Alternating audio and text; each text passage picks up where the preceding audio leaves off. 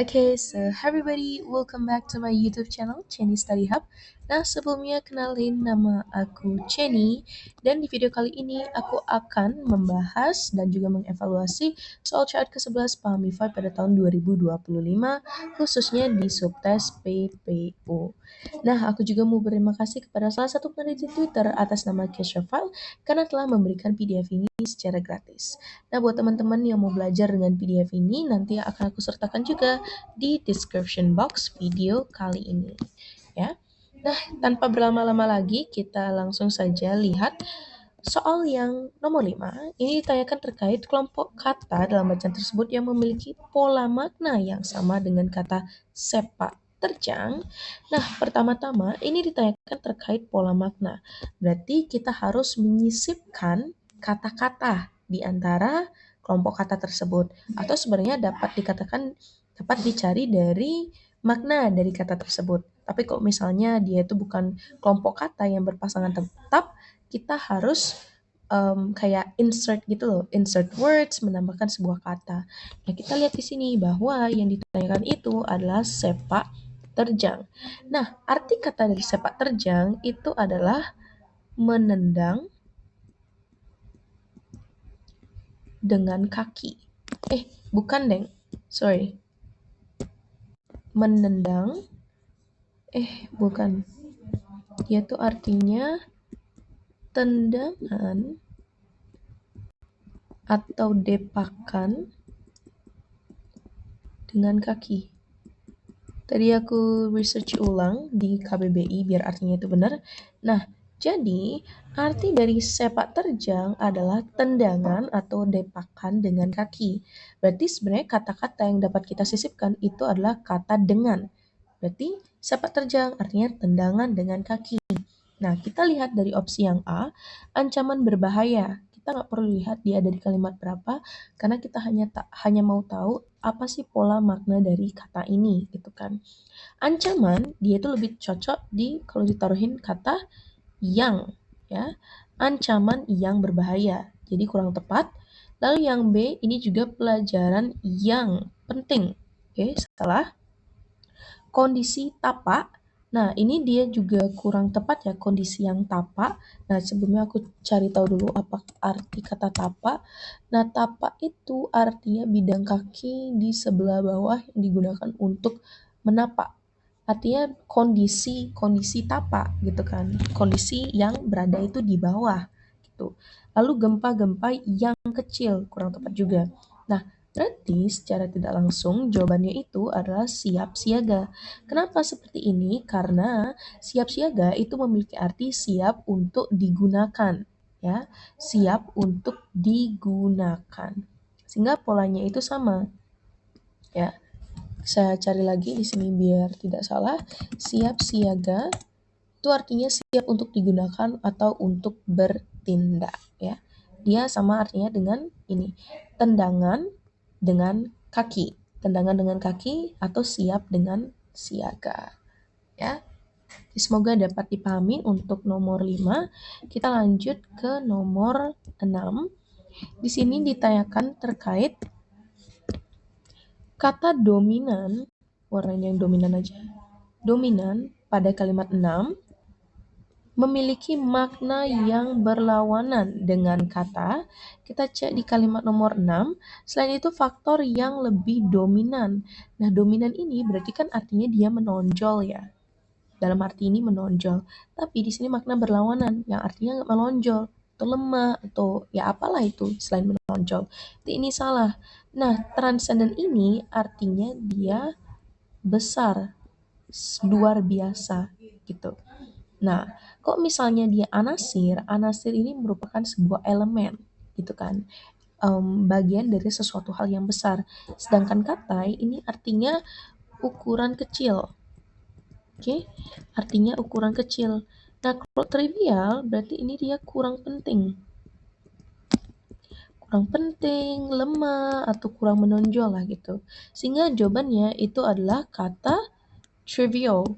Sebenarnya ini nggak ada artinya di KBBI, tapi kata trivial ini dia itu populer dari bahasa Inggris yang artinya itu kayak bukan lemah ya, tapi lebih ke sesuatu hal yang nggak penting-penting banget gitu.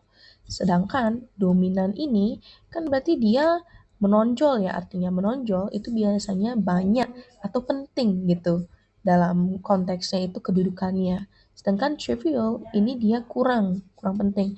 Nah, kenapa kata yang artinya itu kecil dia bukan jawaban yang benar? Karena di sini dia bermakna ukuran. Sedangkan dominan dalam hal ini kan dia bukan ukuran ya. Sehingga jawaban yang tepat itu adalah yang C, trivial. Oke, semoga dapat dipahami soal nomor 6.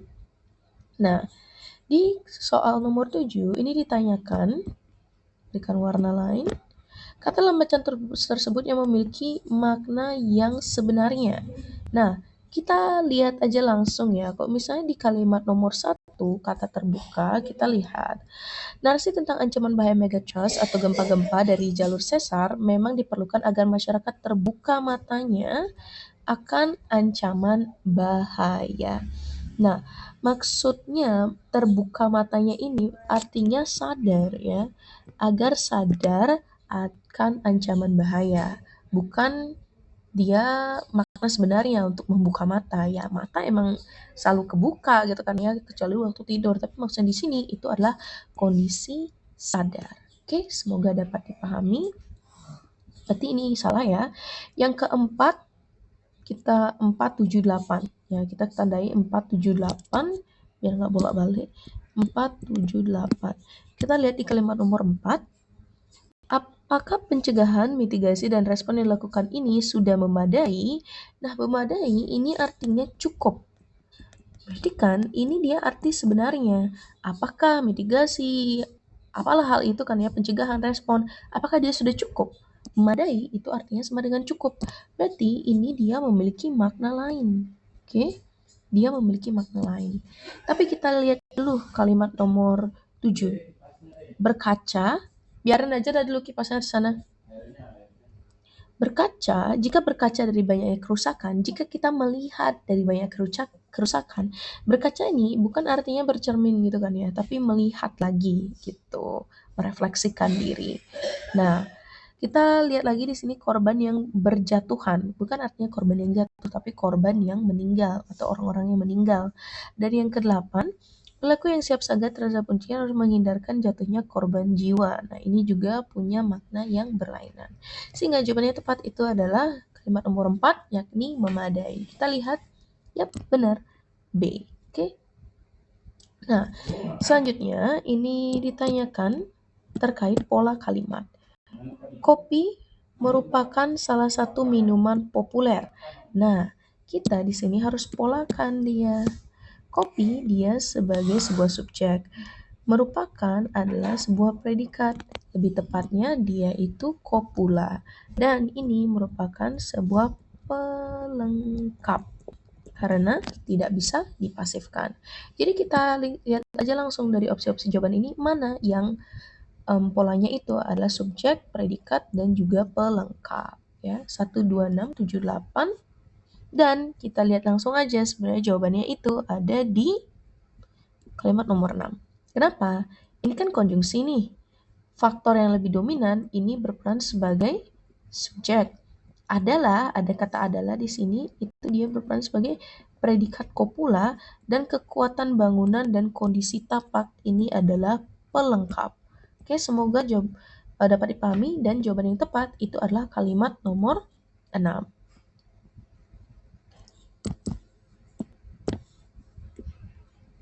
Oke, kita lanjut di sini. Nomor 9, hubungan kata filsuf dengan kata Yunani, filsuf dengan kata Yunani sama dengan hubungan kata dokter dengan kata, nah sebenarnya ini gampang banget. Artinya itu kan filsuf dari Yunani, karena filsuf ini adalah orang yang mempelajari filosofi gitu kan. Nah, dokter berarti kita harus cari negara, dan satu-satunya negara di sini itu adalah Jepang. Oke, jawabannya yang D. Nah, di sini soal selanjutnya ditanyakan terkait kata yang berasosiasi dengan kata apa. Kata perhatian pada kalimat 8 berasosiasi dengan 8 Kalimat 8, sering perkembangan konsep multi semesta ini juga menjadi perhatian banyak bidang keilmuan, mulai dari filsafat, fisika teoretis, kosmologi, astronomi, matematika, psikologi, transpersonal, hingga sastra dan seni. Nah, jadi arti kata perhatian di sini itu dia menjadi sesuatu hal yang dipelajari, ya kan? Kenapa menjadi sesuatu hal yang dipelajari? Karena di sini kita lihat ada penjabaran bidang-bidang keilmuan, mulai dari fisika, filsafat, sastra, seni, psikologi, seperti itu. Ya, sehingga kita lihat di sini mana yang lebih tepat adalah opsi yang A, karena kajian, seperti itu ya. Kajian, kalau misalnya pikiran, dia kurang tepat karena penjabarannya itu adalah ilmu pengetahuan. Masalah juga kurang tepat, konsep juga kurang tepat, karena kalau misalnya konsep, pasti kita membahas tentang suatu hal gitu kan, satu hal atau dua hal. Tapi yang dijabarkan di sini adalah cabang-cabang ilmu pengetahuan, sehingga yang tepat itu adalah kajian. Karena kajian sendiri itu merupakan hasil mengkaji, dan mengkaji ini adalah sesuatu yang dipelajari atau sesuatu yang diteliti. Oke, seperti itu. Nah, kalimat nomor 11 juga cukup gampang. Jadi di sini kita cari mana sih yang lebih luas cakupannya itu dari matematika. Nah, tapi di kalimat 8, saya kan udah bilang tadi ya, kalau misalnya di kalimat 8, ini ada banyak bidang keilmuan, mulai dari filsafat, fisika teoretis, kosmologi, astronomi, mate, psikolog, sastra, seni. Berarti yang lebih luas itu adalah bidang keilmuan, dan penjabarannya ini merupakan sebuah hiponim. Ini dia hiper, ya, hiper karena besar. Ilmu itu ada banyak dan cabang-cabangnya ada banyak juga gitu. Dan berarti jawabannya adalah yang D. Oke, semoga dapat dipahami. Nah, soal nomor 12 ini juga cukup gampang. Ditanyakan terkait frasa. Oke, kita lihat. Frasa masih menjadi hipotesis, memiliki banyak model hingga masih. Wait. Nah, sampai sini ya. Ini kan dia kita harus menjadikan kalimatnya itu paralel ya. Dia paralel, artinya imbuhannya itu harus sama. Tapi kita lihat di kalimat satu. Kalimat satu seperti apa dia? Konsep multi semesta masih menjadi hipotesis. Jadi konsep multi semesta ya, kita hanya perlu tahu itu saja dan cocokkan di sini. Konsep multi semesta masih menjadi hipotesis. Nih, hipotesis memiliki diperdebatkan. Ini dia kurang tepat ya, karena diperdebatkan ini dia pasif sedangkan yang lainnya itu aktif. Yang kedua, masih menjadi hipotesis, masih dijadikan, oke, pasif, berarti setelahnya juga harus pasif, tapi sini ada memiliki, menjadi. Jadi kurang tepat, ini kurang tepat juga. Masih menjadi hipotesis, memiliki banyak hingga masih menjadi perdebatan. Nah, ini baru dia sesuai semuanya. Sehingga jawabannya adalah yang C. Kalau misalnya yang D, menjadi, dimiliki, dia salah. Sini terjadi, memiliki, juga salah. Oke, jawabannya yang C. Oke, sekian untuk pembahasan PPU part 1 di video kali ini. Pahamify ke-11 tahun 2025. Semoga dapat dipahami oleh teman-teman semuanya.